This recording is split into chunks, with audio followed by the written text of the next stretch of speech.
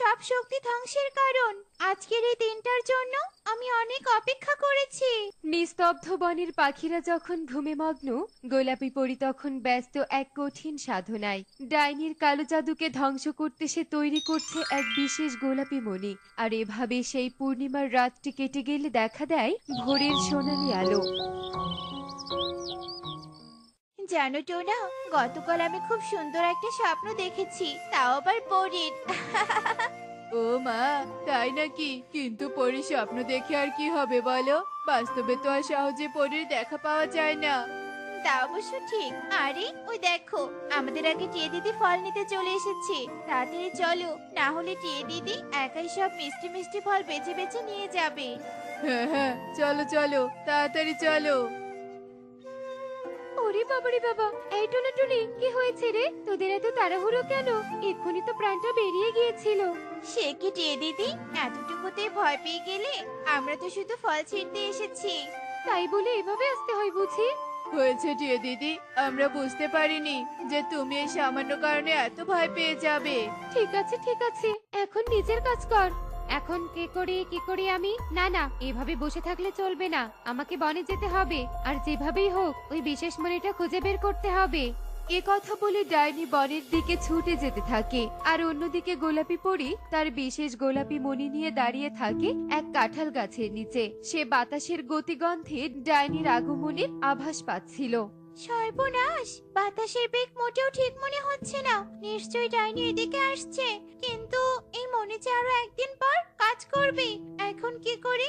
পেয়েছি, আমি বরং এই কাঁচা কাঁঠালে গোলাপি মণিটা লুকিয়ে রাখি, কাল এসে নিয়ে যাব। এ কথা বলে পরে কাঁচা কাঁঠালে গোলাপি মণিটা এমন ভাবে লুকিয়ে রাখে যা দেখে বোঝার কোনো উপায় থাকে না যে সেখানে মণিটা আছে। আর এরপর পরি সেখান থেকে চলে যায়। কিন্তু পরি এটা জানতো না যে গোলাপি মণি দেখা না গেলেও তার আলো বনের পাখিদের জন্য ভয়ের কারণ হয়ে দাঁড়াবে। এই নাও টোনা, তোমার পছন্দের জর্দা পোলাও। তুমিও বসো টুনি, একসাথে দুজনে খেয়ে নেই। রাতও তো অনেক হয়েছে। দাঁড়াও টোনা, বাতাসে জানালাটা খুব শব্দ হচ্ছে আর ঠান্ডা বাতাসও আসছে। আমি বরং জানালাটা বন্ধ করে আসি, তুমি খাওয়া শুরু করো। এরপর টুনি জানালা বন্ধ করতে গেলে তার নজরে পড়ে সেই গোলাপি আলো, যা সেই কাঁচা কাঁঠালে লুকোনো গোলাপি মণি থেকে আসছিল। কিন্তু টুনি তো এসবের কিছুই জানে না, আর তাই সে ভয়ে চিৎকার করে ওঠে। কি কি হয়েছে টুনি, কি হয়েছে? এভাবে চিৎকার করে উঠলে কেন? বলো আমাকে। ওই দেখো টোনা, ওটা কিসের যেন আলো। এত রাতে ওখানে কিসের আলো হবে বলো তো তুমি?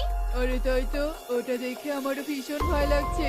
কে জানে যদি কোনো অশুভ কিছু হয়। টুনি, তুমি তাড়াতাড়ি জানালাটা বন্ধ করো। তাহলে পরি আমাকে এটাই দেখে রাখতে বলেছিল।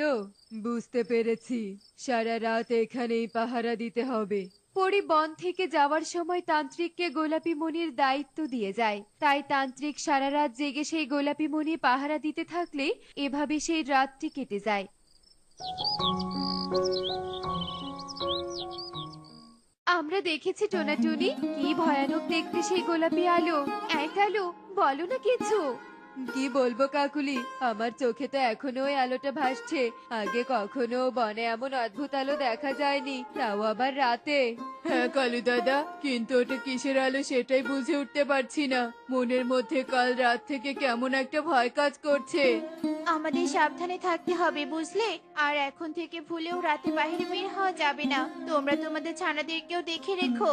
হ্যাঁ টুনি, এই কালু, চলো বাড়ি ফিরে যাই। বাড়িতে তো ছানারা একাই আছে। হ্যাঁ তাই তো, চলো কাকুলি। আর টোনা টুনি, তোরাও বাড়ি ফিরে যা। বলা তো যায় না কখন কি হয়।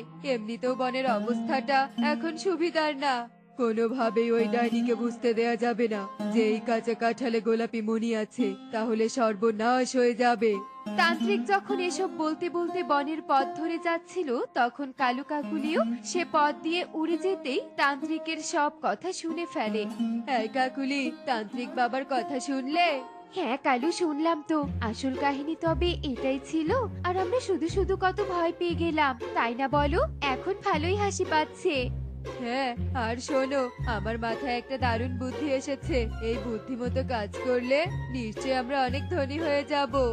তাই বুঝি, তাহলে দেরি করছো কেন? তাড়াতাড়ি বলো আমাকে, দেখি কি বুদ্ধি এসেছে তোমার মাথায়। এরপর কালু কাকুলিকে তার বুদ্ধির কথা খুলে বললে তারা দুজনে মিলে আর বাড়ি না গিয়ে সোজা সেই কাঁঠাল গাছের নিচে চলে যায়। চলো এই কাঁচা কাঁঠালটা বাড়িতে নিয়ে যাই, আর তারপর এটা থেকে গোলাপি মণি বের করব। নিশ্চয়ই ওই মণিটা অনেক দামি। তুমি ঠিক বলেছো কালু, আর এই মণি বিক্রি করলে আমাদের টাকায় আর টাকা হবে। কালু কাকুলি তাদের পরিকল্পনা অনুযায়ী কাঁচা কাঁঠালটা ছিঁড়ে বাড়িতে নিয়ে যায়। কি বলছো কি পরি? এ যে ভারী দুশ্চিন্তার বিষয়। আমি তো একটু আগে ওখান থেকে আসলাম, আর এইটুকু সময়ের মধ্যে কে এমন করলো? তান্ত্রিক, আমি তো কিছুই বুঝে উঠতে পারছি না। আর যাই হোক, ওই মণিটা যেন ডাইনির হাতে না যায়। যদি একবার ওর হাতে যায় তাহলে ও পুরো পরিরাজ্য শেষ করে দিবে। আমি বলি কি, এত চিন্তা না করে তুমি বরং তোমার জাদু আয়নায় দেখো যে আসলে কে এমন করেছে আর কার হাতে ওই মণিটা আছে এখন, বুঝলে? হ্যাঁ তান্ত্রিক, ভালো কথা বলেছো, তাই করতে হবে। আর এমনিতেও আমার জাদুর আয়নায় এমন কিছু নেই যে দেখা যাবে না।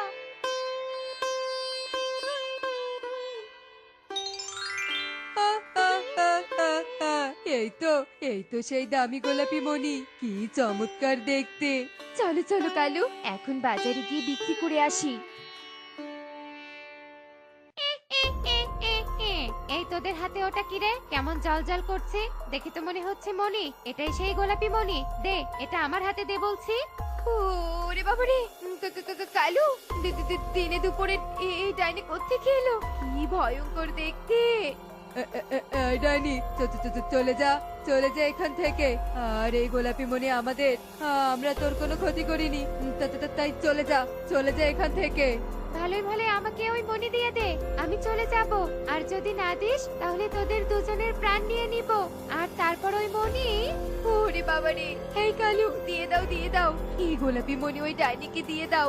যাই হোক, নিজের প্রাণটা আগে। না কালু, ভুলেও এমনটা করো না।